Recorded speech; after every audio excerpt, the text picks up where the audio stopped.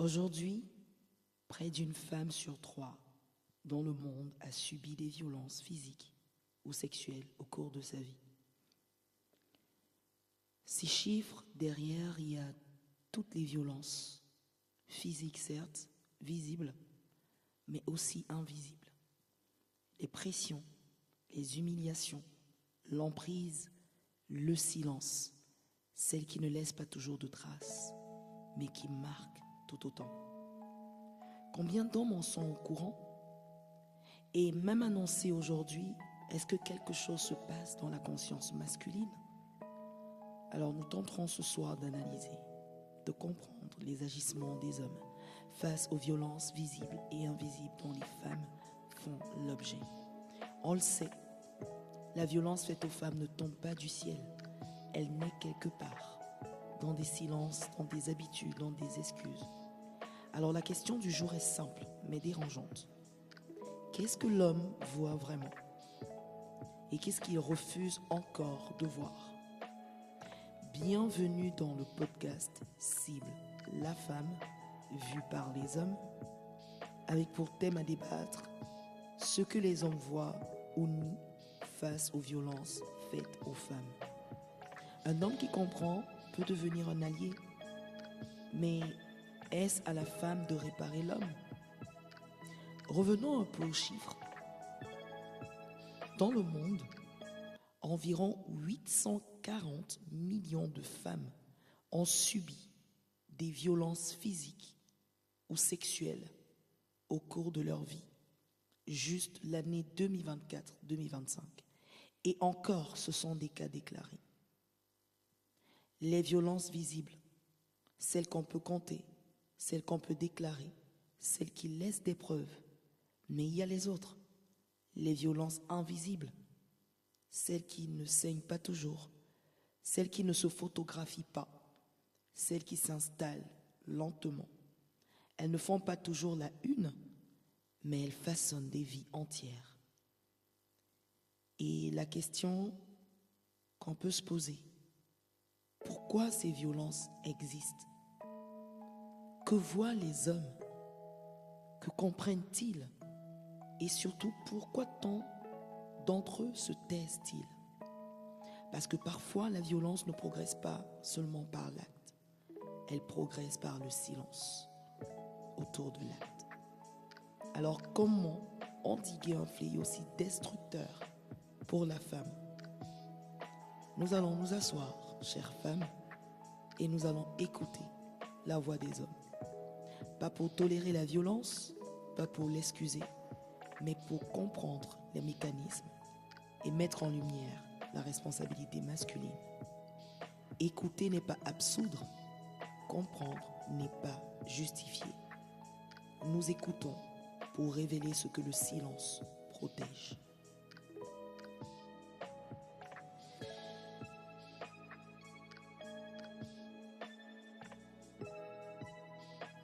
Bonsoir Eric. Bonsoir Ingrid. Comment tu vas? Je vais très bien et toi? Oui, ça va. Je suis vraiment contente que tu aies accepté ce rendez-vous aujourd'hui. C'est moi qui suis honoré. Nous, a- nous allons aborder un thème ô combien important que les femmes ont abordé l'année dernière. Et aujourd'hui, on va aborder dans l'épisode 3 ce que les hommes voient ou nient face aux violences faites aux femmes. Et nous avons toi comme interlocuteur et c'est une belle chose. Donc avant de commencer, j'aimerais bien que tu puisses nous présenter qui est Eric Matondo. Je suis Eric Matondo. Ça, je crois que ça suffit à soi-même. Non, je plaisante. Je suis Eric Matondo. Je suis père de 3 enfants. Dans le monde séculier, je suis consultant en fiscalité. Donc, je suis juriste. Et je suis également, par ailleurs, chef d'entreprise. Très bien, merci pour ta présentation. On va commencer tout de suite. Alors, la première question que j'aimerais te poser, qu'est-ce qu'on t'a transmis en tant qu'homme et ce que tu remettrais en question aujourd'hui? Alors, en tant qu'homme, on m'a transmis beaucoup de choses, des valeurs, de très bonnes choses, mais pas que. Depuis ma plus tendre enfance, on m'a demandé d'être fort. On a exigé de moi quasiment la perfection. On m'a dit qu'un homme ne pleurait pas. On m'a dit qu'un homme, c'était pas faible. On m'a dit qu'un homme, c'était un homme. Et tout ça, en fait, m'a battu, en fait. Ma personnalité, en tant qu'enfant, s'est battue autour de ça. Donc, ça a beaucoup consisté à nier les faiblesses, alors que les faiblesses existent. Ça a consisté à les masquer quand il était difficile de les nier. Et ça n'a pas eu que de bons résultats. Donc aujourd'hui, ce sont des choses que moi j'ai pris grand soin de ne pas transmettre à mes enfants. Quand mon fils ou mes fils, parce que j'en ai deux, veulent pleurer, ont besoin de pleurer, je pleure, je les laisse pleurer. Je leur dis, tu peux pleurer, il n'y a aucune honte à cela. Voilà, donc ce sont des schémas de pensée que j'ai appris au fur et à mesure à déconstruire. Et voilà, en tout cas, moi, j'essaie vraiment d'agir à l'inverse de cela. Un homme, c'est un être humain qui a également des sentiments, qui peut également pleurer, qui peut faire face à la faiblesse. Il n'y a aucune honte à cela. On n'est pas un homme parce qu'on ne pleure pas. On n'est pas un homme parce qu'on éprouve la faiblesse. Non. On est un homme parce qu'on est né homme d'abord. Voilà. Et moi, ce qui caractérise pour moi un homme, avant tout, on en reparlera, c'est la responsabilité. Très bien, merci beaucoup pour ta première présentation. Je vois bien que finalement, toi, tu as su discerner dans l'héritage qui t'a été transmis par tes parents, tu as discerné que ce que tu as reçu, en fait, il y avait des choses qu'il fallait corriger et que tu as refusé aujourd'hui de transmettre à tes enfants. Okay. Mais avant d'aller là-bas, on va d'abord rester sur ce que tu as reçu tout au long de l'éducation, en tout cas, que tu as reçu de tes parents. Alors, par rapport à ce que tu as appris, être un homme, c'est être fort, etc., toutes ces choses que tu viens de décrire, avant que tu prennes conscience que ces choses-là, j'ai même envie de dire, j'ai deux questions, du coup. Alors, la première, c'est avant que tu ne prennes conscience que ces choses étaient, entre guillemets, pas adéquates pour pouvoir mener une vie correcte avec les femmes, comment cela s'exprimait dans ton quotidien avec les femmes, en fait, que ce soit des sœurs ou des cousines ou des amis ou toute autre chose? Alors, il faut savoir qu'avant même l'éducation, je suis l'aîné de ma famille. J'ai un certain tempérament. Et parce que ça commençait avec ma grande sœur. Donc, grande sœur parce que elle a grandi avec nous, mais à la vérité, c'était la fille du grand frère de ma mère. Mais depuis ses 3 ans, elle était avec nous. Et elle avait son caractère et j'avais le mien.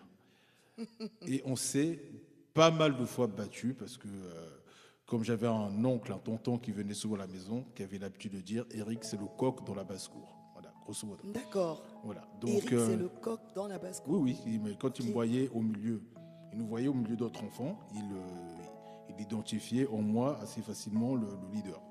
Très facilement, c'était pour lui, c'était évident. Donc, j'étais souvent dans le rapport de force, en fait. Okay. Et j'étais naturellement assez dominateur. Donc, que ce soit particulièrement avec la gente féminine, mais pas que, en fait. Ça a été comme ça avec mes frères. Il fallait tout le temps que je sois fort. Il fallait tout le temps fallait jamais que je ne laissais transparaître aucune faiblesse. Que ce soit avec la famille, mes petites amies, tout ce que tu veux. À l'époque, je fonctionnais comme ça. Et c'était la résultante de cela, en fait. En fait, moi, je pense que mes parents m'ont transmis de bonnes valeurs. C'est d'excellentes valeurs. Ça, c'est plutôt moi, en fait, je pense que c'est-à-dire comment j'ai intégré et interprété les valeurs certaines qu'ils essayaient de me dire en me disant « sois fort ». comment, voilà, c'est plus comment moi je l'ai interprété et comment je l'ai pratiqué. Je crois parce qu'ils ne me disaient pas sois fort en dominant sur les autres, ils ne m'ont pas dit sois fort en étant ceci, sois fort en écrasant les autres, sois fort en... Non, ils ne m'ont jamais dit ça. Oui, mais du coup, le soi fort, en fait, j'essaye parce que j'ai vécu dans un environnement similaire. En général, quand les parents disaient sois fort, c'est, par exemple, j'ai envie de pleurer, mais ne pleure pas, parce qu'un homme est fort. C'est ça, un homme ne pleure pas. Un homme ne pleure pas. Donc tu dois démontrer quelque chose qui n'est pas forcément toi, en fait. Parce que dans ce que tu es en train de présenter, c'est comme si c'était à l'enfant de savoir comment intégrer l'information qui lui est donnée dans l'éducation. Je ne sais pas si ce serait ça le rapport de transmission, en fait. La transmission devrait, à mon avis, hein, on est vraiment en train de discuter, mais pour moi, la transmission passerait d'abord par les parents. Ce sont les parents qui vont transmettre la bonne valeur de la bonne façon pour que l'enfant l'intègre de la meilleure façon possible. Donc, je ne pense pas qu'à, je ne sais pas, quel âge, de toute façon, voilà, à 8 ans, 10 ans, 15 ans, quoi qu'est-ce que voudrais-tu qu'un enfant de 4 ans ou 5 ans puisse comprendre de plus que ce qui ne lui est transmis et qu'il soit dans cette... Je ne sais pas si tu vois ce que je veux dire. Voilà, donc avant d'avoir opéré mon changement de mentalité, donc j'avais mon aîné, et j'ai commencé à reproduire les mêmes erreurs en fait. Ok. Ça peut commencer par des phrases aussi insensées que tu pleures comme une fillette. T'es un homme, pourquoi tu te plains? Ça a commencé comme ça. Moi, j'ai commencé à reproduire ce schéma-là, personnellement. Donc, et ce qui ça s'est traduit comment? C'est que donc un drame nous est survenu il y a très peu, il y a maintenant un peu plus d'1 an. Donc j'ai perdu ma conjointe. Et ce qui s'est passé, c'est que je n'étais pas présent. Ce sont donc mes frères qui m'ont rapporté parce qu'ils avaient été chercher, pour le coup, mon aîné à la gare où il attendait. Et donc il avait appris, je l'ai vu après annoncer la nouvelle au téléphone, donc il était en train de rentrer. On a été le récupérer et devant ses ongles, effectivement, il a commencé à exprimer ce qu'il ressentait. Il s'est ressaisi tout de suite en disant « je dois être fort ». Et c'est là où mes frères lui ont dit « non, tu te dois d'exprimer ce que tu ressens. C'est normal que, compte tenu des circonstances, que tu sois affecté. C'est tout à fait normal. » Je ne sais pas si tu vois le truc, mais ce que j'ai pu lui dire, il devait avoir 5 ou 6 ans. Quand ça s'est produit, il venait d'avoir 18 ans. Ça a parlé. Alors que depuis, j'ai totalement changé de paradigme avec lui. Oui. Totalement. Mais ce que je dois être fort, il a été le chercher quelque part. Totalement. Il a été le chercher quelque part. C'est-à-dire, il a commencé à exprimer ce qu'il ressentait véritablement. Et il s'est interrompu parce qu'il s'est dit non, je dois être fort. Je dois être fort pour mon père, je dois être fort pour mes frères, pour mon frère, pour ma sœur. Je dois être fort, je dois faire façade. À l'intérieur, je suis totalement démoli, mais je dois être fort. C'est ça. Mais c'est terrible. C'est terrible de se dire que, en tant qu'homme, après, j'ai envie de dire, nous avons tout à déconstruire, que ce soit du côté masculin que féminin. Mais là, nous sommes vraiment concentrés dans ce début de débat, dans ce début d'échange. Nous sommes concentrés sur ce que l'homme a reçu comme. Et on se rend compte que c'est tout aussi violent, en tout cas au début de la course, c'est tout aussi violent que ce qui est demandé à la femme. Tout à fait violent, tout à fait. Tout à fait. C'est, en fait, on parle de quoi? On parle de schéma de pensée, en fait. Parce que quand moi je dis, et je parle pour le coup de moi, à mon fils, sois fort, ne pleure pas. Quoi, tu pleures comme une fillette? Je ne pense pas mal faire, je suis ignorant. Et je veux justement avoir de mon fils cette image de fort, sois comme moi. Est-ce que tu me vois pleurer? Est-ce que tu me vois me plaindre? Tu vois ce que je veux dire? Oui, totalement. Et, justement, le soit comme moi. Non, il n'est pas comme moi. Il a ses émotions. C'est ça. Il a sa personnalité. Il a été fait comme il a été fait. Voilà, il est différent de moi. Et je dois, en fait, et notre problème, en fait, je crois, c'est cet effet miroir. Surtout lorsqu'il s'agit de nos enfants. On veut, c'est-à-dire soit de nos échecs, de nos réussites, peu importe, on fait quelque chose qu'on mène, qu'on veut bâtir comme par procuration, en fait.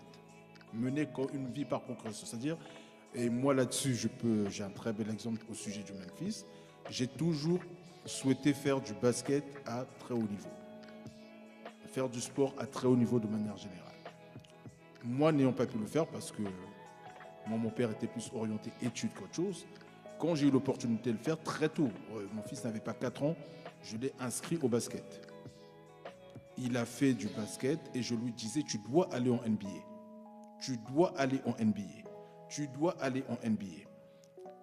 Un jour, à ses 12 ans, il allait sur ses 13 ans, donc je devais aller le réinscrire au basket. J'ai dit, et je l'accompagnais à toutes les compétitions. Et sur le terrain, je disais, mais qu'est-ce que tu fais? C'est-à-dire, j'étais le coach bis, grosso modo. Jusqu'à ce qu'un jour, un coach me reprenne. Voilà. Mais et mon fils m'a dit un jour, papa, tu sais, si j'aime bien le basket, il n'y a pas de problème. Mais tu sais, si je continue, si je fais du basket depuis toutes ces années, c'est à cause du rêve que tu as. C'est-à-dire, je le fais pour toi. Si je vais en NBA, je le ferai pour toi. Ça m'a brisé. Et depuis ce jour-là, j'ai dit à mon fils, fais le sport que tu veux. Je soutiendrai. Que tu ailles en NBA ou pas, tu seras mon fils. J'ai dit, donc, quels que soient les choix que tu vas faire, je serai derrière toi, je serai avec toi. Mon amour, l'amour que j'ai pour toi, ne dépend pas, n'est pas tributaire de ce que tu t'évertues à faire, à suivre mes choix. Il m'avait dit, je le fais pour toi. Et peut-être que d'aucuns auraient trouvé ça constructeur, valorisant. Moi, ça m'a brisé le cœur, en fait. Parce que moi, dans mon cœur de père, je le faisais pour lui. Et mon rêve était excellent pour lui. Je voulais le meilleur pour lui. Et pour ça, je le boostais, mais de la très mauvaise manière, en fait. J'étais simplement en train de transférer un rêve que moi, j'aurais aimé voir, mais que je n'ai pas pu voir et que j'avais transféré sur mon fils. Mais ça ne s'est pas arrêté là.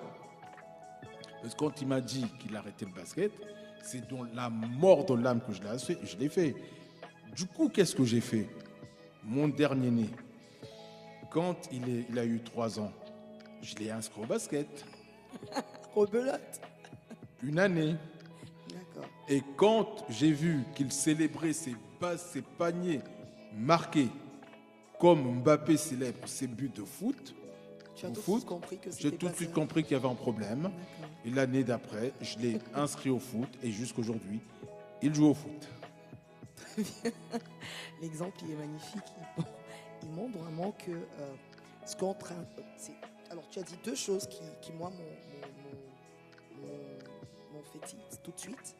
La première, c'est que lorsque justement on reçoit de nos parents, peu importe, hein, on reçoit de ceux qui nous éduquent des informations. Ces informations nous suivent dans le bâtissement de la personne que nous sommes plus tard. Et si ce n'est pas travaillé, si l'information qui a été transférée n'est pas bonne, ben elle est destructrice. C'est comme une semence qui grandit et qui est préparée pour la destruction de la personne adulte.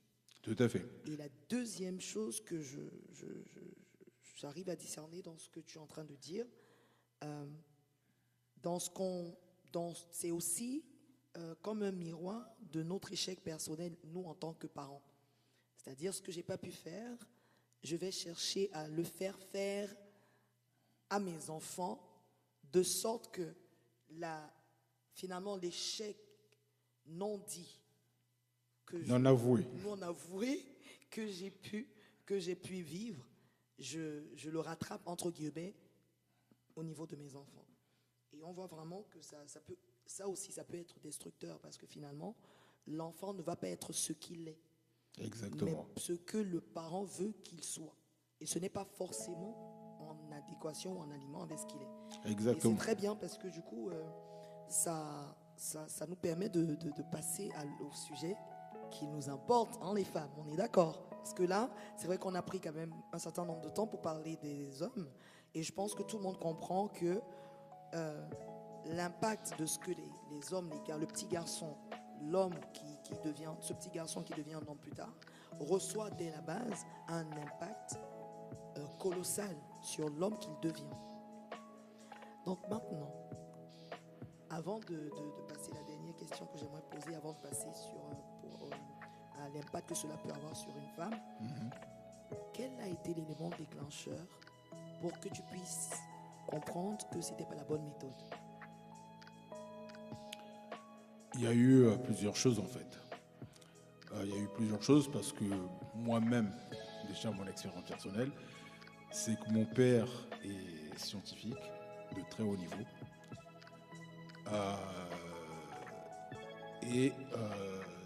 Nous sommes 5 dans la fratrie, enfin, on est 6, on est même 7. Je ne vais pas rentrer dans le détail, mais on est nombreux. Et tous, sans exception, ont fait des sciences. Sans exception. Je dis bien sans exception. Je suis le vilain petit canard. Qu'est-ce qui s'est passé? C'est qu'en classe de 3e, donc moi je suis natif du Congo-Brazzaville. En tout cas, mes parents sont natifs de là-bas. Moi, je suis né ici. En classe de 3e, j'étais très bon dans les sciences. J'étais très bon en maths, en physique, en chimie, en biologie. Voilà. Mais lorsqu'il s'est agi d'aller au lycée, quand je suis allé au lycée, chez nous, ça s'appelait comme ça, en série C. Aujourd'hui, on dit S et compagnie. Chez nous, on disait en série C. Voilà. Donc, je dirais, la série voilà, mathématiques, les sciences, grosso modo. Oui. Et j'avais été inscrit en sciences, sans le dire à mon paternel. J'avais un ami, parce que la condition quand on est au lycée, pour changer, il fallait trouver quelqu'un qui avait été mis en littéraire et qui voulait venir en sciences, et effectivement, vice-versa, quelqu'un qui était en sciences qui voulait aller en littéraire. J'ai trouvé assez facilement. En plus, on le surnommait PPCM. Pourquoi? Ça voulait dire? Le plus petit commun multiplicateur, si mes souvenirs en maths sont bons. Donc j'ai vu PPCM, j'ai dit PPCM, toi tu as été mis en lettres, en A, moi je vais à leur A, est-ce qu'on peut permuter? On est allé dans le bureau, on a opéré pour faire la permutation. Okay. Mais après, des choses m'ont été facilitées, c'est qu'il y avait un contexte de guerre civile au pays, donc on avait dû changer de quartier, et je dépendais donc d'un tout autre lycée, duquel donc mon père était le cousin du proviseur. Donc mon père m'avait dit, on va voir, hein, voilà, et mon père pensait que j'allais en sciences. Donc j'ai été voir, grosso modo, mon oncle, et j'ai dit, tonton, il m'a dit, tu vas aller dans quelle série? J'ai dit, naturellement, A. Voilà. Donc j'ai été faire des lettres en opposition avec ce que mon paternel aurait aimé. Bon, ça c'est pour la petite histoire jusqu'au bac et ainsi de suite. Après j'ai fait du droit et compagnie parce que la vérité c'est que moi je voulais faire du droit. Et ce depuis la classe de la 4e. Et ce qui s'est passé c'est que par contre, les choses m'ont rattrapé, c'est qu'aujourd'hui je fais quand même des chiffres. Donc voilà. Mon travail, je fais des chiffres matin, midi et soir. Voilà. Donc voilà, grosso modo, ceci pour dire que voilà, ce besoin de transfert, moi déjà là-bas c'est comme ça que je l'ai résolu. Et ça se fait simplement après au niveau des choix, parce qu'au bout d'un moment, on est adulte et on est en âge de faire des choix, d'opérer ces choix. Et je pense qu'en général, c'est là que la cassure se fait. Tout comme là-bas, mon fils a été trop, il m'a dit à 12 ans, voilà, papa, voilà, je suis en train de vivre ton rêve. Je veux faire les compétitions pour toi, je veux faire ceci pour toi. Mais la brisure, la cassure, elle s'est opérée à ce moment-là. Oui, je vois, je l'entends. Mais en fait, dans ce que tu me dis, je ne vois pas. Enfin, en fait, ma question, c'est qu'est-ce qui Parce qu'il y a des parents, hein, il y a des parents, juste pour repartir dans ton exemple, un autre parent aurait entendu ça, qu'il aurait dit, c'est très bien mon fils, continue et va jusqu'au NBA. Tout simplement pourquoi? Parce que le parent n'aurait pas peut-être eu ce même paradigme, il n'aurait pas compris que cela voulait exprimer une souffrance derrière, voulait juste dire, je suis en train de faire quelque chose que je n'aime pas, mais je le fais pour te faire plaisir. Un autre parent aurait dit, oui, tu es en train de faire quelque chose que tu n'aimes pas. Pour me faire plaisir, c'est ce que tu dis aujourd'hui, mais je fais ça pour ton bien. Parce que j'estime que c'est ce que tu dois faire. Je ne sais pas si tu vois un peu là. Oui, je Donc en vois. fait, ce que je recherche dans ma question, c'est de savoir quelle est la chose qui t'a permis de comprendre que ce n'est pas bon. On va prendre un exemple simple, l'émotion. Qu'est-ce qui te permet dans un contexte où on te dit non, ne pleure pas, de te dire ah ben moi si j'ai envie de pleurer, je pleure. Alors, il y a un procédé Parce que... qu'il faut bien qu'il y ait quelque chose qui puisse te permettre, parce qu'aujourd'hui, si je comprends ton cheminement, peu importe qu'il y ait des cousins qui pensent qu'on ne doit pas pleurer ou pas, qu'il y ait des amis ou pas, si tu as envie de pleurer, tu pleures. Tout Exactement. simplement. Voilà, mais pour arriver à cette déconstruction de ce qui a été transmis étant enfant, je pense qu'il y a quand même des éléments déclencheurs. Oh, oui, il y a un très grand événement déclencheur Voilà, c'est la question. qui s'est produit en 2012. Ok. Donc, je vais ici parler de ma foi. Donc, je vais ici parler de ma foi. J'ai rencontré une très belle personne que chacun gagnera à rencontrer. Je ferme la parenthèse. Et cette personne, c'est Jésus. Et au travers de sa parole, j'ai ce qu'on appelle dans la Bible le renouvellement de l'intelligence. Et ayant été enseigné et ayant pratiqué ce qui m'a été enseigné, j'ai découvert une toute autre facette de l'approche de la vie au travers de ces choses, tout simplement. C'est-à-dire que j'ai compris que dans beaucoup de domaines, si ce n'est tous, que tout était à reconstruire en fait. Et que j'ai totalement changé de paradigme, que ce soit dans l'approche de la femme, dans l'approche de l'éducation des enfants, de l'approche de la société. Ça a totalement révolutionné ma vie pour le coup, ma façon de penser. D'accord. Voilà, Ok. totalement. Merci beaucoup. Merci beaucoup, Eric. Alors, on va passer à tout autre sujet. Les femmes, on va parler de nous maintenant. Quand tu entends violence faite aux femmes, à quoi penses-tu en premier? Alors, ça me révolte. Révolte. D'abord, ça me révolte intérieurement. Ok.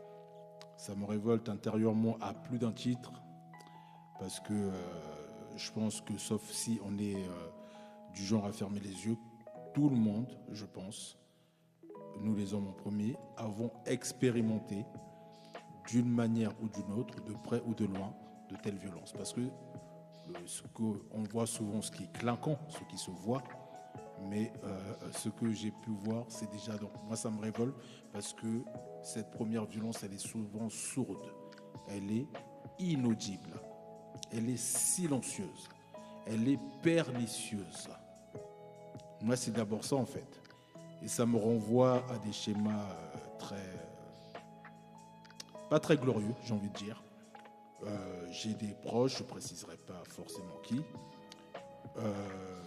J'ai un très proche, je ne dirais pas qui, mais quelqu'un de très proche, qui, son épouse, venait, donc c'était une personne ayant autorité, venait de perdre, je crois, un très proche de la famille, ou sa mère ou son père, en tout cas entre les deux.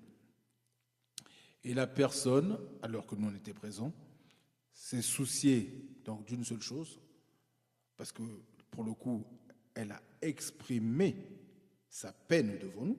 Je devais avoir 13 ans. Il a dit mais tu vas pas te mettre à chialer devant mes neveux. Waouh. C'était C'est fort, violent. ça. C'est très très violent, effectivement. C'était violent, à telle enseigne que je m'en souviens. C'était Oui. pourtant quelqu'un pour qui j'ai la plus grande et la plus haute estime. Il a dit, tu ne vas pas te mettre à chialer devant mes neveux. D'accord. La personne a dû se lever, donc sa conjointe, et aller, on était à l'extérieur, ça se passe au pays, et aller se cacher pour pleurer. Et j'avais trouvé ça d'une telle violence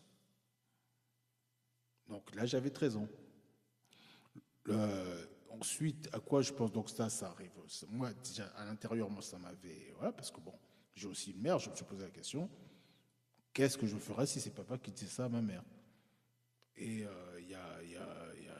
après, bon, il y a tout... ça passe souvent par le mépris, par un regard. Ça peut passer par des phrases du genre mais qu'est-ce que tu lui demandes ça à celle-là? Elle ne connaît rien. Ça va commencer surtout au pays. Je le redis, voilà, d'où je viens en tout cas, des pratiques que j'ai vues, où sous prétexte que la femme n'aurait pas étudié et que l'homme a étudié, tout de suite ça le met en position de supériorité. Et ça passe par le mépris. Ça passe par voilà, qu'est-ce qu'on va poser une question à la femme, il va s'autoriser à intervenir du genre, mais qu'est-ce que tu lui demandes ça? Il faut poser la question à moi. Il faudrait me poser la question. D'accord, donc elle n'a pas de parole, enfin, elle n'a pas, enfin, l'homme qui est avec elle estime qu'elle ne pourrait pas donner une réponse Sensée, intelligente. intelligente, au seul prétexte que lui aurait étudié, qu'elle n'a pas eu la chance, dit-on dans le monde, d'étudier. Voilà, et ça peut aller même plus loin, même quand ta femme a étudié. Alors, il y a aussi le cas inverse. Il y a un homme qui, sous prétexte que la femme a étudié pour le coup, et que lui n'a pas étudié, et qu'elle a eu, en tout cas, la présence ou l'absence d'esprit de l'épouser. Tous les goûts sont dans la nature. Il va se trouver, pour pouvoir se hisser à son sommet, il va pouvoir trouver une seule chose, le mépris, la domination. Elle n'a pas demandé à faire des études, en tout cas, elle a eu cette grâce de faire des études, mais au motif que lui, il va avoir, donc par pur sentiment d'insécurité, de se mettre en position de supériorité, je suis l'homme, et à se mettre à la traiter de manière condescendante. Voilà. Ça, pour le coup, c'est du vécu. C'est véritablement du vécu et c'est pas très beau à voir. Donc, moi, les premières violences que j'ai pu voir, donc, ce sont des violences qui sont silencieuses. Ce sont des violences qui ne disent pas leur nom, qu'on ne perçoit pas tout de suite. Et moi, ça me révolte. Et qui sont totalement destructrices aussi. Destructrices. Le but, c'est celui-là, c'est détruire. Exactement. Mais à ton avis, pourquoi les hommes franchissent ces limites? Pourquoi les hommes... Bon, alors tu as expliqué un peu, tu as dit par exemple ce sentiment d'infériorité qui ferait que l'homme va utiliser ce type d'arme. Mais comment dire? Est-ce que c'est juste le sentiment d'infériorité vient de quelque part? C'est parce que derrière aussi, selon ce que tu nous as partagé tout à l'heure, derrière aussi peut-être que ce serait une femme ne doit pas te dominer, je sais pas, une femme ne devrait pas avoir des études supérieures. Enfin là, je te laisse nous expliquer, mais on se rend compte que beaucoup de... Et tu as précisé qu'en Afrique, on voit beaucoup ce phénomène-là. Mais par rapport à... Là, par exemple, nous sommes en France. Est-ce que tu as vu une différence? Est-ce que tu as beaucoup précisé l'Afrique? Est-ce que tu as vu une différence, par exemple, entre les Africains? Bon, alors, chers auditeurs et auditrices, nous ne sommes pas en train de faire un tribunal de pays. C'est juste d'analyser ce qu'on vit au quotidien. Donc, là, on a parlé, dans la présentation d'Éric, on parlait beaucoup de ce qui se passe dans les pays africains. Et ma question, c'est juste de savoir, ici, par exemple, en France, dans d'autres nationalités, tout ça, dans d'autres pays, est-ce que tu as pu voir des choses identiques? Ou tout à fait. En fait, c'est juste un changement de forme, en fait. Mais à la vérité, il ne s'agit pas de vivre en Afrique ou en Europe. C'est véritablement une question de valeur. Et j'ai pu observer ici en France, pour des gens qui n'ont jamais mis le pied en Afrique, qui sont même, j'ai envie de dire, qui ont ce qu'on pourrait appeler la couleur locale, d'accord, qui ont des comportements tout aussi abjects. Ok, Tout aussi donc on est abjects. d'accord que c'est un héritage qui a été transmis à tous les hommes, indépendamment de... Mais ça vient d'où alors? C'est la question. Donc ça vient de l'enfance. Très souvent, il est dit que la personnalité d'un enfant est bâtie, on se bâtit grosso modo entre 0 et 7 ans. D'accord. Et un enfant, même quand on n'a pas, même quand on ne doit pas parler forcément, mais l'enfant, c'est une éponge, il a vu faire. Si un enfant a vu sa mère maltraitée, son père parler mal à sa mère, il y a deux façons d'envisager la chose. Soit à l'âge adulte, et je ne rentre pas dans les schémas particuliers, soit à l'âge adulte, il rejette cette façon de faire et se dit, moi, j'irai à l'inverse, mais ça, c'est rare. Mais très souvent, il va reproduire le schéma qu'il a vu faire. Parce que dans son prisme, dans son approche, dans son intellect, dans sa conscience, son inconscient, peu importe, ça sera un schéma validé comme normal parce que exécuté par une personne ayant rang d'autorité et donc légitimité. Donc, Totalement. si papa, on peut y un terme, virer des tartes à maman, je me trouverai légitime de virer des tartes à mon épouse, sans que ça me pose trop de problèmes. Parce que simplement, j'ai vu le faire. Et ça s'est vu, j'ai vu le faire ici, autant que j'ai vu le faire en Afrique. C'est pas une question de continent, c'est pas une question, c'est simplement une question de valeur, c'est une question de valeurs qui ont été transmises, c'est une question d'éducation, c'est une question de référentiel, j'ai envie de dire. Ok. Alors, là, on parle vraiment sur le volet relationnel entre hommes et femmes. Maintenant, basculons un peu le sujet sur l'aspect institutionnel. Parce que nous voyons les mêmes dérives sur le plan institutionnel. Par exemple, pour qu'une femme prouve qu'elle a été, du moins que l'homme a été infidèle au niveau de la justice ou de la police, etc., elle doit avoir non seulement les preuves de ce que le monsieur a fait en vidéo, je sais pas, voilà.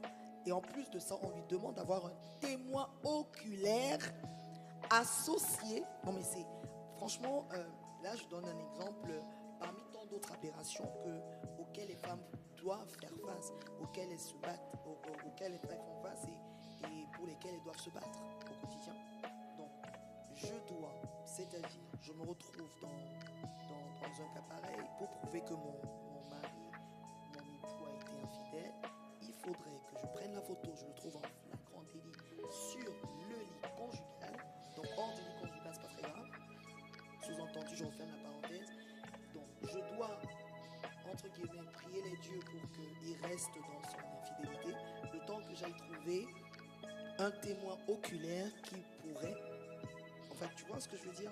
Oui, tout à fait. Voilà, donc, que ce soit sur le plan relationnel, familial, l'environnement familial, l'environnement relationnel, quand on a des amis, on a les frères et sœurs, etc.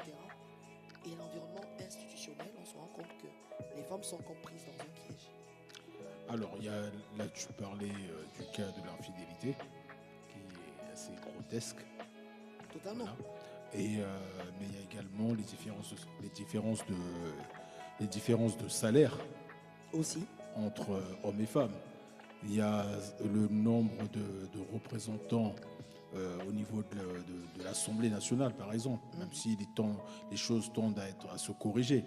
On a été très lentement, mais on a été obligé de voter des lois pour des choses qui, de mon point de vue, semblent couler de soi. Mais il y a encore des différences qui persistent. Si on parle des inégalités entre hommes et femmes, ça implique bien qu'il y a une certaine violence silencieuse pratiquée à cet égard. Totalement.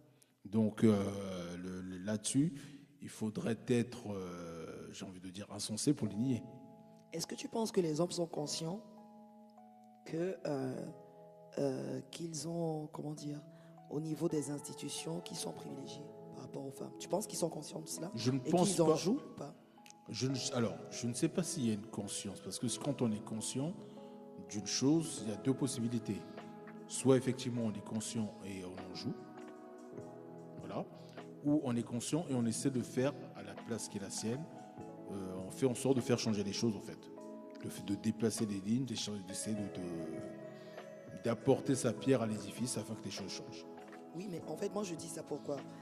Là, par exemple, on parlait du cas de... Tu as parlé du cas du salaire, tu as parlé du cas de...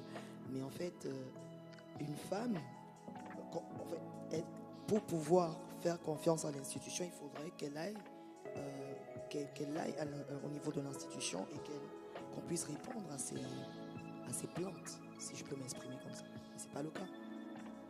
Très souvent, les stéréotypes sont mis en avant. Il n'y a pas assez de preuves. Peut-être les preuves qu'on demanderait aux femmes, par exemple dans ce cas précis-là, elle peut ne pas être la bonne victime parce qu'elle n'était pas habillée correctement. Donc c'est pour ça peut-être qu'on l'aurait violée.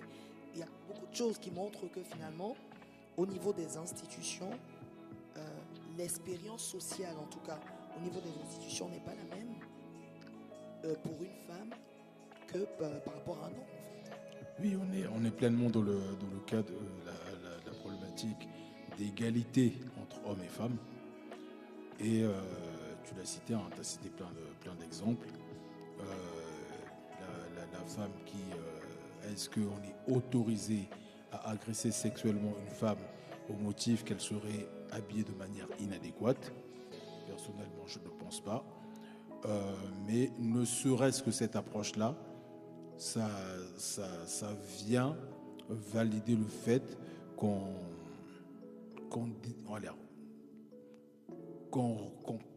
est, alors, on serait presque en train de chosifier en fait la femme. Elle est habillée d'une certaine manière, ça m'autorise c'est-à-dire ça rend la bassesse légitime. On vient légitimer la bassesse. J'ai le droit de porter une main aux fesses parce qu'elle serait ceci, plus loin d'aller de la violer au motif qu'elle sera habillée de manière inadéquate. On marche sur la tête en fait. C'est un être humain en fait qu'on a en face. C'est un être humain, il faudrait simplement demander à ceux qui pensent comme ça, s'ils ont des enfants, est-ce qu'ils seraient d'accord qu'on traitât ainsi leurs filles? Ok. Et selon toi, c'est quoi une violence invisible? Tu en as parlé tout à l'heure, hein? Tu as parlé de violence sourde, insidieuse, etc. C'est quoi pour toi une violence invisible? C'est celle qu'on ne voit pas. Ça va paraître le parfait père de famille, qu'on voit donc dans un tout autre contexte, qui semble être sous tout rapport avec ses enfants, son épouse, quand on les voit comme ça, dans un autre contexte, semble être le bon père de famille, mais qu'une fois que les portes de chez eux sont refermées, devient un monstre en fait. Et ça, c'est un exemple parmi tant d'autres. Ça va être, maintenant cette fois-ci, toujours celui qui va mal parler. Je ne suis même pas encore arrivé aux violences physiques, excepté quand j'ai parlé des cas de violences sexuelles. C'est toutes ces choses en fait. Ce sont ces choses qu'on ne voit pas, ou simplement, je parle toujours du contexte mari et femme, ou un tout autre. Hein. On peut rentrer dans tous les cadres, dans tous les exemples. Simplement, même le fait de rabaisser constamment. Même pour ça. L'humiliation au quotidien. C'est-à-dire, voilà, c'est une forme de violence qui ne dit pas son nom, qui est silencieuse. Ça n'a pas l'aspect au départ.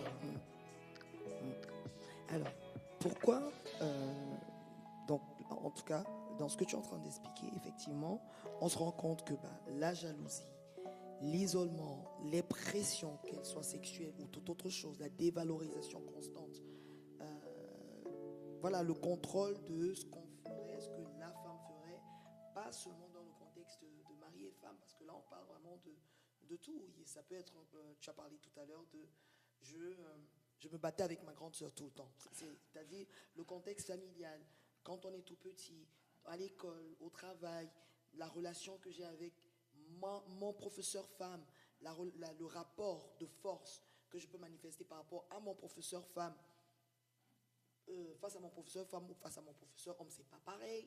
En fait, cette façon de faire, cette imagerie populaire se déploie dans tous les siècles, dans tous les types, dans tous les siècles en fait.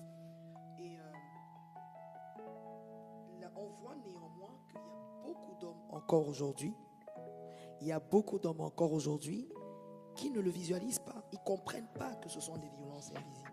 Ils ne comprennent pas, ils ne discernent même pas.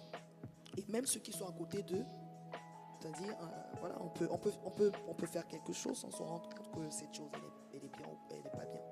Et qu'on ait quelqu'un à côté qui dise, en fait, non. Mais on se rend compte qu'il y a comme une espèce de, je sais pas quel terme utiliser, juste pour expliquer que c'est acquis, c'est acté de manière insidieuse que non, ça ne me regarde pas. Je donne un exemple simple. On voit un couple qui se bat tout le temps. Le monsieur il bat sa femme. Un homme va dire mais c'est pas mes amis. Ça me regarde. Je donne vraiment un exemple parmi 10 000. Donc le fait de dire c'est pas mes oignons, ça veut dire que on accepte, c'est-à-dire on accepte insidieusement que la femme elle peut être battue, c'est pas grave, c'est pas un danger en fait. Même si elle meurt, c'est pas un danger.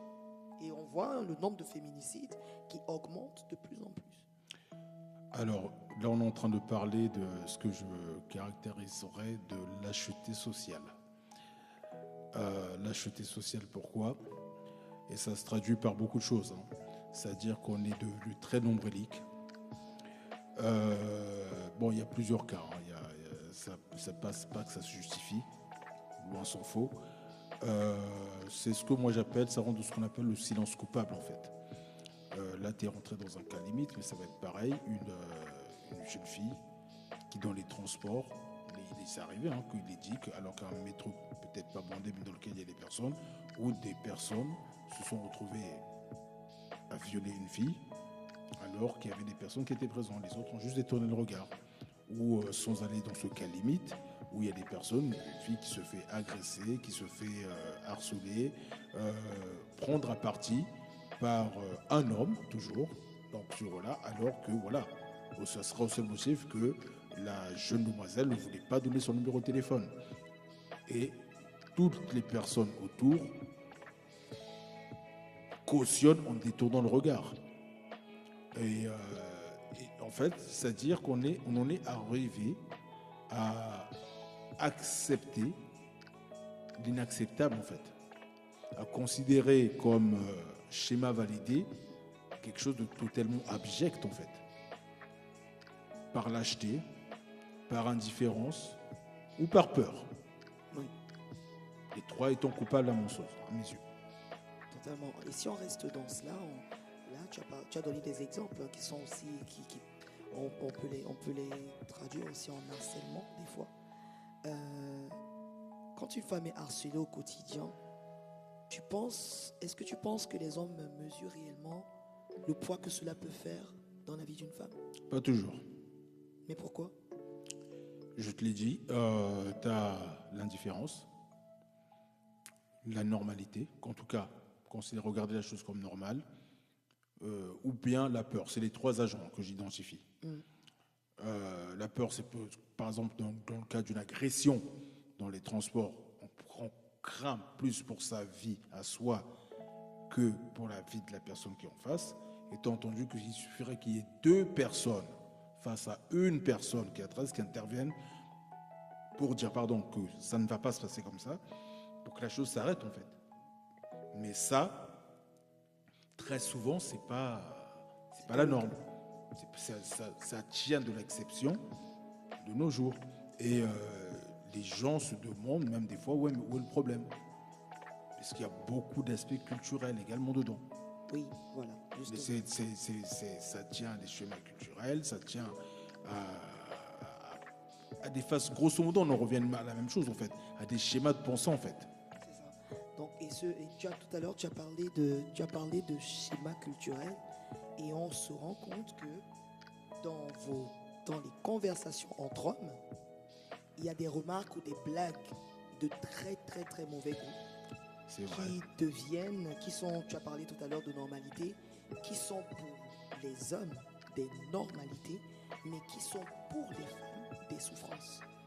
Et le problème, c'est que finalement, comme tu l'as si bien expliqué, la lâcheté sociale, la validation sociale, parfois la peur d'être rejeté dans du groupe ou d'être banalisé en tant que tu n'es pas un homme, par exemple, fait en sorte que finalement, les femmes subissent au quotidien ces remarques, ces blagues qui sont finalement acceptées de tous. Oui, par exemple, je peux en donner une, hein, parce que pour le coup, je vais pas toujours briller par l'exemple. Quand on va dire, oh l'homme, celle-là, c'est une blonde, Voilà, pour dire que la personne n'est pas... n'est pas très fut-fut, quoi. Voilà. Et ça, tu vois, quand on se retrouve dans des schémas culturels comme ça, comment une femme peut s'en sortir, à ton avis? Comment faire pour, justement, se Là, faire respecter ou du moins... je sais- Alors, là, je pense qu'en fait, là, le problème n'est pas chez la femme, parce que pour le coup, tout le monde reconnaîtra que c'est ici, en l'espèce, c'est la victime. Je pense qu'il y a un travail d'éducation. Ça veut dire que ça ne se fera pas en un jour. L'éducation à faire auprès des hommes. Et ça commence déjà, avant d'aller dans les institutions et tout le reste, déjà dans nos maisons. C'est-à-dire qu'on doit travailler. Moi, il ne me viendra pas de dire devant mes enfants, oh là là, mais c'est là, ou dire à ma fille, oh mais t'es une blonde ou pas. Ça commence là en fait. Hein.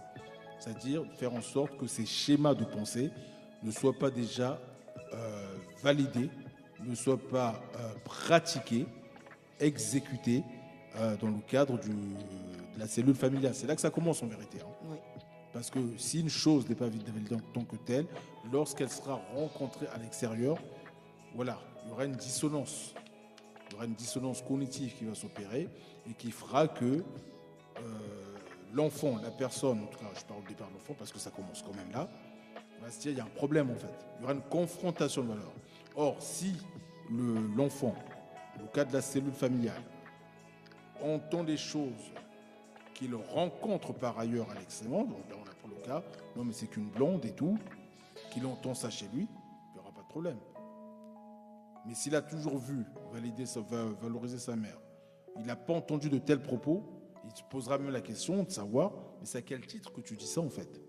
Oui, tout à fait. En quoi là, une coloration de cheveux fera que, voilà, pourtant, je le dis hein, sans aucune peine, c'est des choses que moi-même j'ai eu à dire dans le passé, mais que je ne cautionne plus aujourd'hui. Ce qui ramène à la première question qui a été posée.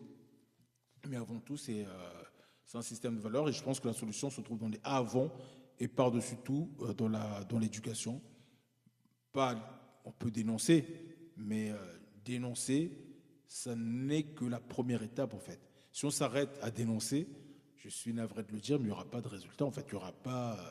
Donc, il n'y en aura fait- pas de changement en tant que tel. Donc en fait, tout commence, d'après ce que tu expliques, tout commence quand on est enfant. Tout commence dans la cellule, comme la cellule familiale. C'est Et, l'enjeu. C'est l'enjeu crucial parce que c'est là où tout se bâtit. Donc, quand on sait que la personnalité d'un enfant se bâtit entre 0 et 7 ans, on a tout compris en fait. C'est que tout l'enjeu, ça se passe là. Et après, non pas qu'on ne puisse pas changer de choses, mais il va être difficile de déconstruire ce qui a été savamment construit pendant les 7 premières années de l'enfant. C'est pas que c'est impossible, mais ça va devenir difficile. Donc l'enjeu, c'est effectivement la cellule familiale, tout ce qui doit se faire au sein de cette famille, de cette cellule familiale, mais cellule familiale qui aujourd'hui est pour le moins, ça sera un tout autre débat, c'est compliqué. compliqué. Oui, c'est compliqué. On va pas aller. Je pense qu'il y aura plusieurs sujets de podcast qui nous permettront vraiment d'échanger sur la notion de famille, qui est une notion très très très importante. On s'en rend Déterminante. compte pour pouvoir bâtir les femmes et les hommes que nous sommes. Et dis-moi, Eric, est-ce que tu penses que les hommes comprennent la notion de l'emprise?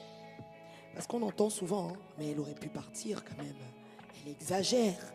Mais pourquoi elle aurait pu prendre une autre décision? Est-ce qu'ils comprennent Est-ce que l'homme aujourd'hui comprend la notion de l'emprise? Alors, est-ce qu'il la comprend? C'est bien difficile à dire. Mais en tout cas, la notion existe. Est-ce qu'il en joue? Certainement. Donc, tu es en train de dire que les hommes sont bien conscients de l'emprise qu'ils pourraient avoir sur une femme et ils en usent Alors, à leur avantage, je veux dire. avantage. Est-ce qu'ils le savent toujours? Je ne suis pas certain. Toujours, je ne suis pas certain, ça serait prétentieux de le dire.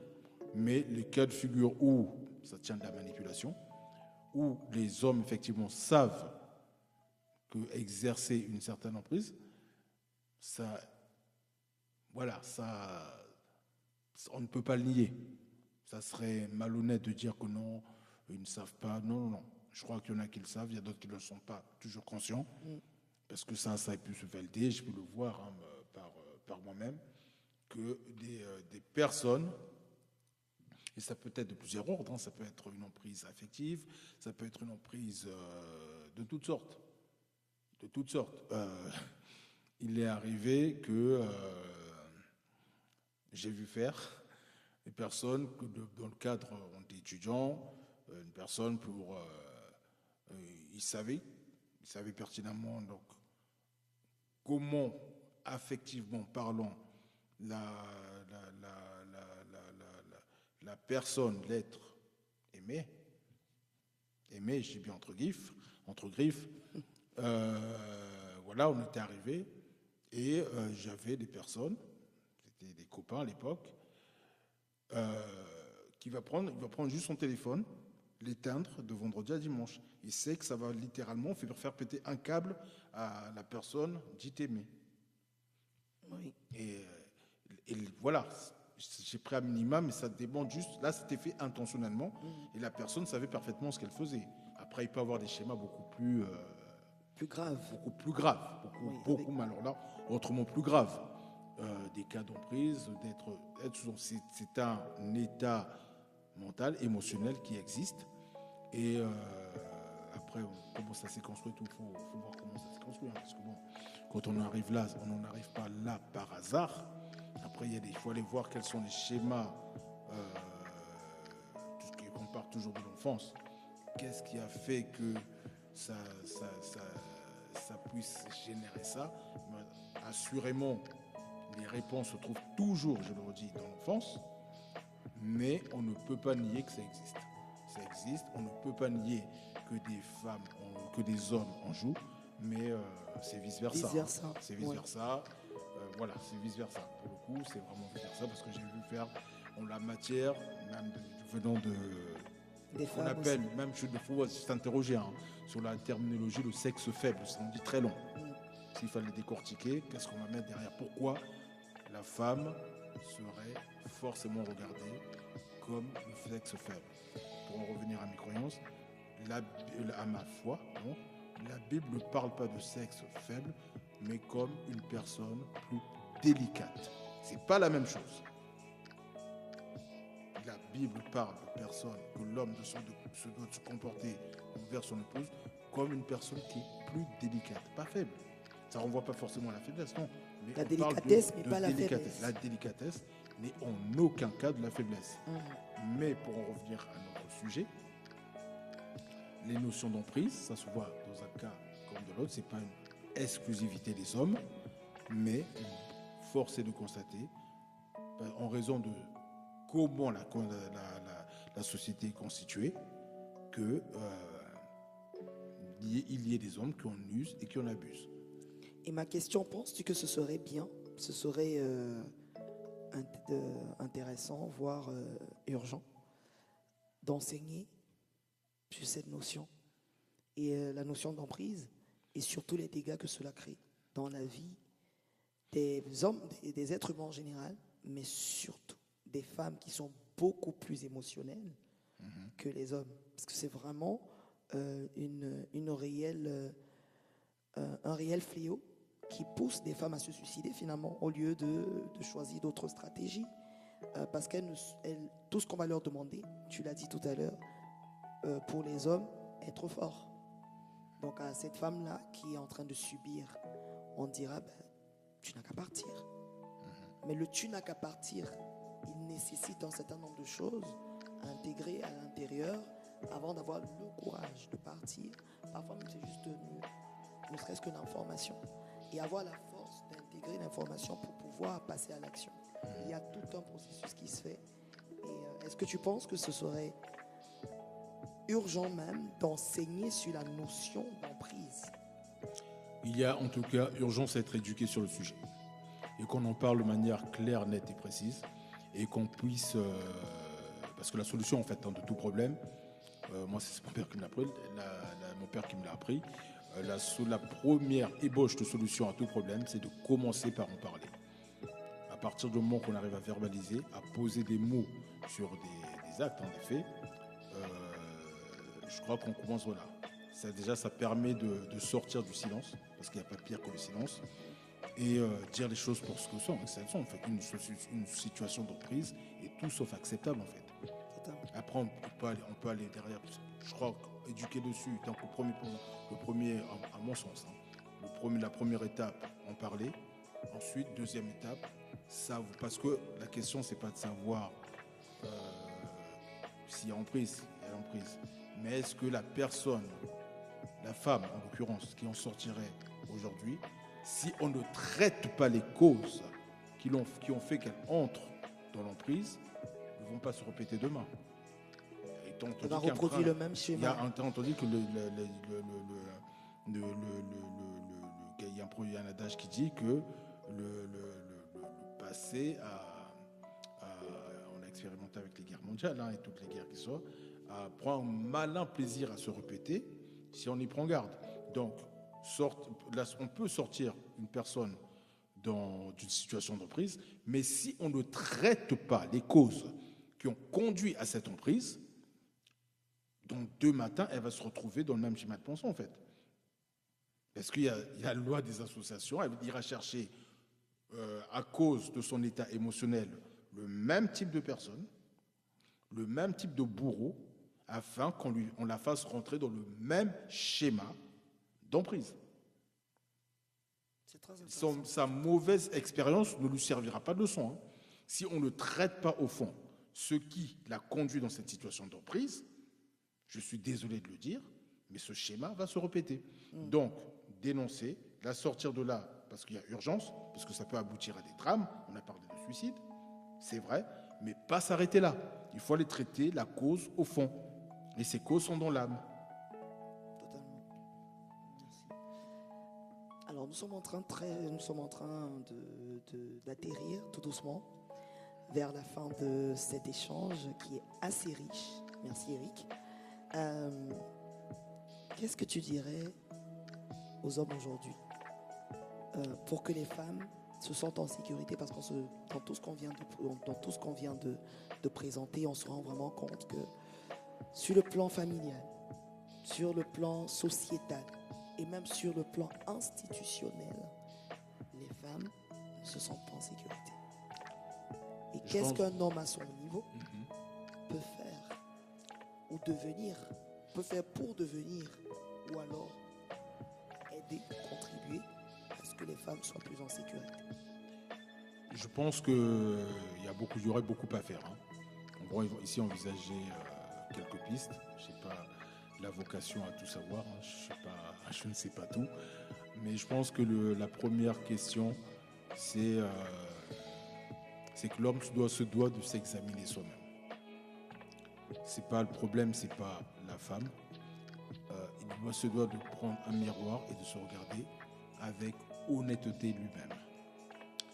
Il se doit de déconstruire et d'examiner en fait les schémas qui le définissent, qui dessinent son système de pensée, et les examiner pour savoir est-ce qu'ils sont adéquats ou pas.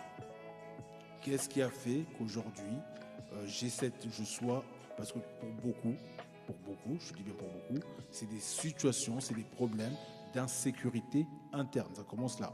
Ce sont ces insécurités internes qui vont faire qu'on se conduise à un moment donné d'une manière ou d'une autre. Donc ça revient à questionner son histoire. Est-ce que cet enfant a connu le rejet? Ce garçon, est-ce qu'il a connu le rejet? Quelles sont les blessures de l'enfance? Parce que je le redis ici, ça se génère dans l'enfance, auquel il a été confronté et qu'il n'a pas traité. Parce que s'il n'a pas traité ses blessures émotionnelles internes, c'est une bombe à retardement. Oui. Donc, les questions, en fait, l'homme devenu adulte, c'est-à-dire en capacité de faire des choix, se doit de considérer sa position. Après, dans ma conception, et ça c'est même avant forcément que je connaisse le Seigneur, j'ai parlé toujours en schéma de pensée de référentiel, donc de la figure paternelle, ça peut être aussi une réponse. Moi, j'ai toujours vu mon père être responsable. Il n'est pas parfait, mais tout quand je pense à mon père, à bien des égards, c'est le mot responsable qui me va. Et quand on a cette posture, pas cette posture, ça va au-delà de la posture, quand de manière intrinsèque, on se veut quelqu'un de responsable, ben ça bannit pas mal de choses en fait. On n'est pas parfait. Mais si on se définit comme... Donc, qui dit responsable dit forcément, la notion d'erreur qui va venir, c'est protecteur. Forcément. Un père, parce que c'est ce qu'on est, même quand on n'a pas des enfants, on peut être père à plus d'un titre, on va être protecteur. Ça va toujours envoyer à ça, en fait. On va être protecteur, on va... De toute façon, quand ça fait partie de nous, on ne pourra pas tricher. On ne pourra pas tricher. Si ça fait véritablement partie de toi, mon frère, ça va se voir. Tu peux jouer un certain temps, mais j'avais mon prof d'anglais qui avait l'habitude de dire au lycée, cache le naturel, il rapplique au galop. On peut ou ne pas être parfait, mais je pense que le principe de responsabilité dans la société qui est tellement en train d'être dilué, qui est en déliquescence, on déresponsabilise les gens en fait. Oh non, mais on va tout accuser. La société, l'endroit où j'ai grandi, voilà, il a vécu. Non, un homme devenu adulte, au bout d'un moment, doit se poser. On ne peut pas être victime de son enfance en fait. Aujourd'hui, on a tous les outils possibles pour pouvoir, même de manière naturelle, pour pouvoir se poser et regarder. Franchement, jusqu'aujourd'hui, j'ai fonctionné comme ça. Je dis plus de choses. Il y a des livres qui ont été écrits à ce sujet. Il y a plein de choses, en fait.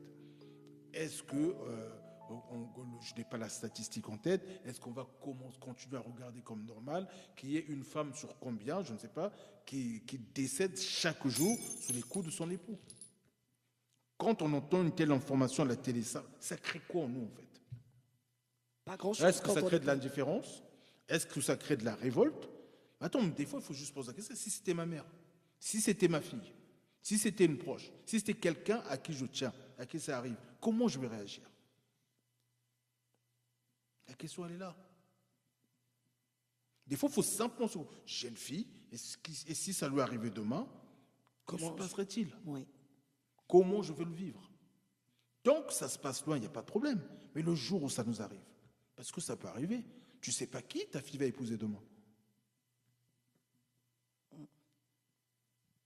Et si tu entendais que oui, elle est passée de vie à trépas parce que son époux a eu la main lourde.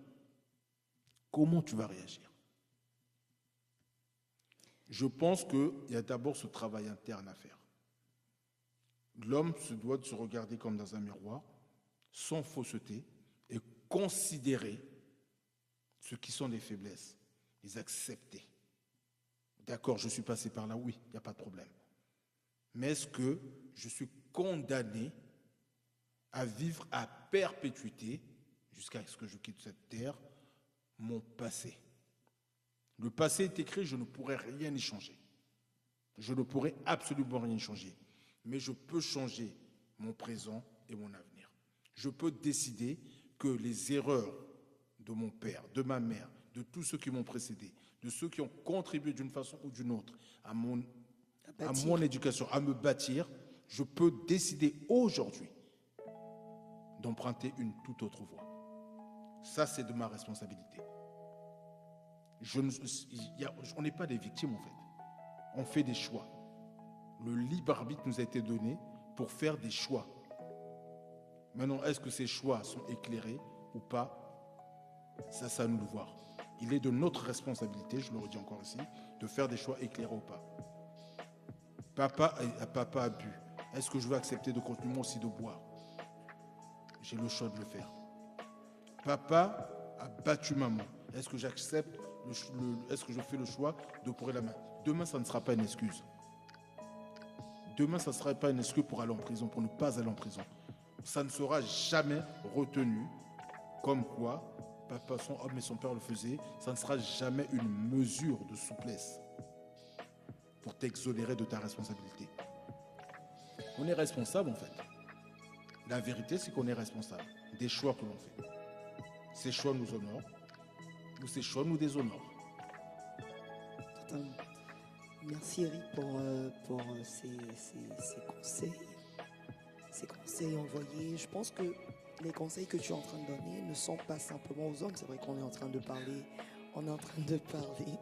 aux hommes actuellement, mais je pense qu'une femme ce soir comprend que dans la question de violence invisible ou visible faite aux femmes, par rapport au regard des hommes sur lequel nous avons échangé ce soir, on se rend compte qu'il y a des choses qui ont été plantées dans l'éducation, l'héritage et l'héritage éducationnel des hommes et l'héritage éducationnel des femmes qui font que les hommes acceptent d'être les bourreaux et les femmes aussi, par ricochet, acceptent d'être des victimes. Et donc finalement, à un moment donné de nos vies, l'un comme l'autre, nous sommes appelés à choisir de ne pas demeurer dans cet état. Oui, il y a la notion, mais bon, je crois qu'on pourra l'aborder dans un tout autre contexte. Je crois que tu as déjà entendu parler, moi je l'ai toujours trouvée folle, complètement folle, et puis j'ai pas d'autre mot, celle de victime consentante. Oui, victime. Alors là, c'est autre chose. On est d'accord. Exactement. Victime consentante. On peut en discuter. C'est Voilà. vrai que, voilà, ce sera l'objet. Vous voyez, on est en train de voir plusieurs thèmes de podcast. Donc, vous serez amenés à choisir quel est le prochain podcast que nous aurons. Mais effectivement, il y a beaucoup à dire en ce qui concerne les femmes et les hommes. Alors, ma dernière question, Eric, ce soir. On a bien compris que les comportements toxiques et d'insécurité des hommes sont véritablement des violences pour les femmes, qu'ils en soient conscients ou pas. Et on a bien compris que dans ton approche, l'homme est responsable aujourd'hui, en tout cas l'homme adulte est responsable de déconstruire ce qu'il a pu avoir comme éducation pour construire pour sa propre vie un modèle masculin sain. Tout à fait. Okay. La question que j'aimerais te poser, c'est la dernière pour ce soir. Il faut bien que l'échange s'arrête. Que dirais-tu aujourd'hui à un homme qui se reconnaît dans ses comportements toxiques, d'insécurité et tout ça, et qui n'ose pas demander de l'aide? Parce que c'est vrai, hein, quand tu dis il faut construire, mais parfois on n'a pas la force de construire, de déconstruire ce qu'on a reçu pour toutes les raisons qu'on a pu dire tout au long de cet échange. Mais aujourd'hui, tu es le porte-parole des hommes. C'est une lourde charge. Oh là là. tu es le porte-parole. Tu vas me créer des amis, toi. Exactement. Bon, je pense que c'est pour le bien de tous, parce qu'une femme qui est heureuse, c'est un homme aussi qui est heureux. Si nous sommes tous ensemble heureux, ça permettrait de faire avancer le monde plus rapidement et dans une atmosphère plus intéressante pour chacun. Donc, je reviens vraiment à ma question. C'est important parce que on se rend compte que de la même manière où on parlait tout à l'heure des femmes qui se retrouvent en insécurité un peu partout, les hommes aussi sont dans cette insécurité, mais d'une manière différente.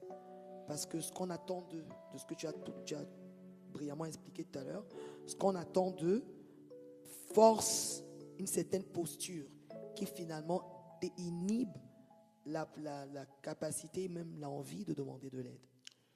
Alors, si je peux parler à un homme,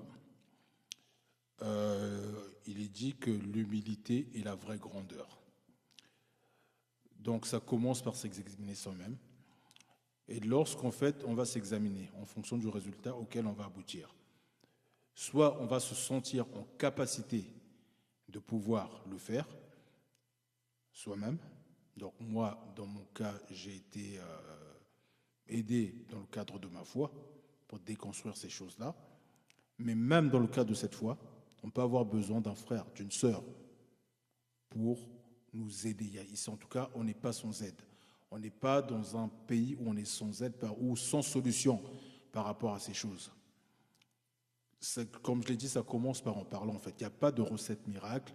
C'est pas une onction qui va descendre comme ça, ou tout d'un coup, voilà, on va passer d'un état A à un état B.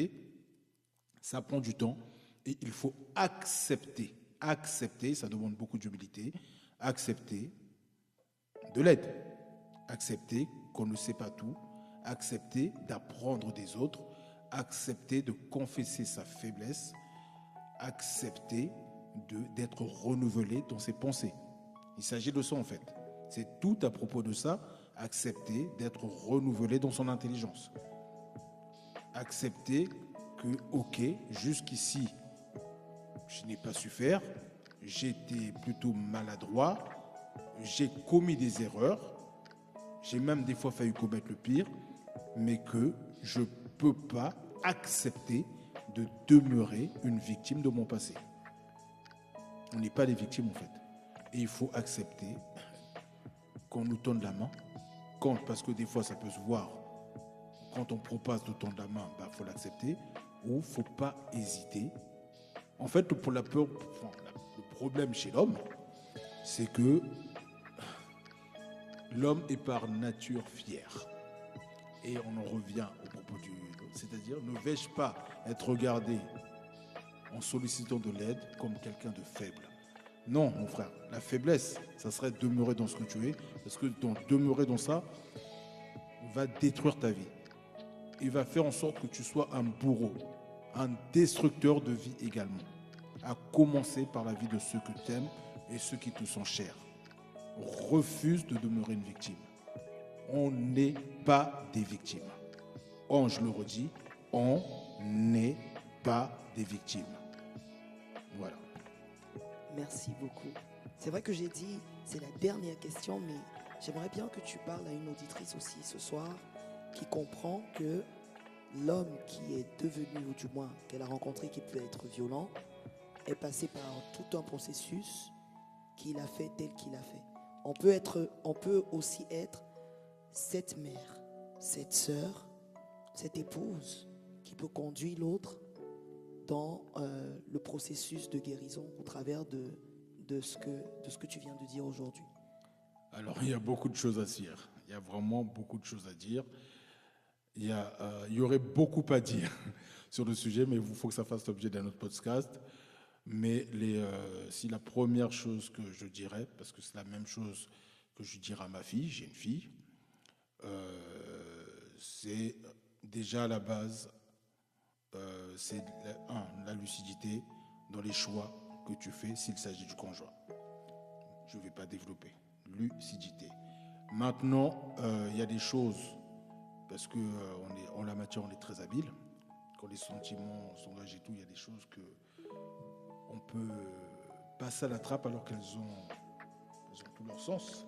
Parce qu'à la vérité, il y a beaucoup de choses qu'on voit, mais que sous prétexte qu'on passerait, on fait en sorte de passer sous silence, ça serait, je ne sais pas, ma chambre n'est pas rangée, mais pour faire paraître que c'est rangé, je vais tout mettre sous le lit en fait. Le temps de recevoir les gens et tout. Et quand il ne suffirait que quelqu'un s'abaisse et regarde sous le lit pour comprendre que, en réalité, c'est le boxon ici. Donc, une fois qu'on est dedans, il faut effectivement donc penser solution. Et il faut aller savoir donc, qu'est-ce qui s'est passé en fait. Et que cet homme qui paraît comme ça violent, qui paraît complètement déconstruit, enfin voilà, complètement broke, comme on dirait, émotionnellement parlant, que tout ça est une histoire en fait. Et qu'à la vérité, il est... J'aime pas le mot, parce que j'ai tout dit tout à l'heure qu'on n'est pas de victime. En tout cas, il vient de quelque part. Et que ce quelque part, cette histoire-là parle. Maintenant, comment je peux contribuer, pour peu qu'il soit collaboratif, à l'aider. S'il est prompt à être aidé, effectivement, tout est possible en fait. Mais le problème viendrait, et c'est ma crainte sans être défaitiste, toute ma question en fait, elle est là par rapport, là je le dis encore, par rapport à des faits vécus. Si la personne, en dépit de la bonne volonté de la femme d'aider, que ce dernier se montre rétif à être aidé, à ce moment-là, Il n'y a pas grand-chose à il n'y faire. a pas grand-chose à faire. Mais en tous les cas, je crois que ça commence par de la lucidité. Il y aurait tellement à dire dessus, tellement, mais bon. Il faut vraiment être lucide. Il faut, comme on le dit, quand on est dans la barque, il faut voir si la personne est bien disposée.